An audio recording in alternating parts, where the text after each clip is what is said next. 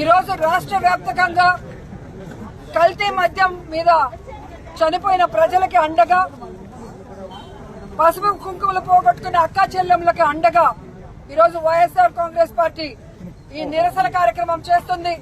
భవిష్యత్తులో ఈ కల్తీ మద్యం వల్ల ఇంకెవరి ప్రాణాలు పోకూడదు, అందరినీ కాపాడుకోవాల్సిన బాధ్యత మన మీద ఉందని చెప్పి జగన్మోహన్ రెడ్డి గారి పిలుపు మేరకు ఈ రోజు మనం అందరం కూడా ఈ నిరసన కార్యక్రమంలో పాల్గొని ర్యాలీగా వెళ్లి ఎక్సైజ్ ఆఫీసర్స్ కి వాళ్ళ నియోజకవర్గాల్లో ఈ కల్తీ మద్యం గాని బెల్ట్ షాపులు గాని లేకుండా చేయాలి.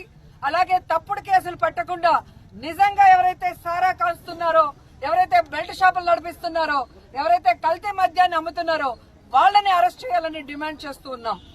ఎందుకు ఈ రోజు ఇంత గట్టిగా మనం ఫైట్ చేస్తున్నామంటే, మొన్ననే మొలకల చెరువులో ఇబ్రహీంపట్నంలో దాదాపుగా 20,000 లీటర్లు కల్తీ మద్యం దొరకడం జరిగింది. ఇంత పెద్ద ఎత్తున ఫ్యాక్టరీలు పెట్టి ఇంత పెద్ద ఎత్తున కల్తీ మద్యం ఈరోజు రాష్ట్ర వ్యాప్తంగా అన్ని షాపులకు కూడా తెలుగుదేశం పార్టీ నాయకులు పంపిస్తున్నారంటే దీనికి ప్రభుత్వం అండ లేదా అని అడుగుతున్నా. చంద్రబాబు నాయుడు, లోకేష్ అండ లేకుండానే ఇంత పెద్ద మద్యం మాఫియా, లిక్కర్ స్కామ్ జరుగుతుందా అని ప్రశ్నిస్తున్నా. ఇంత పెద్ద స్కామ్ పైన విచారణ జరిపించాల్సిన బాధ్యత కూటమిలో ఉన్న కేంద్ర ప్రభుత్వం,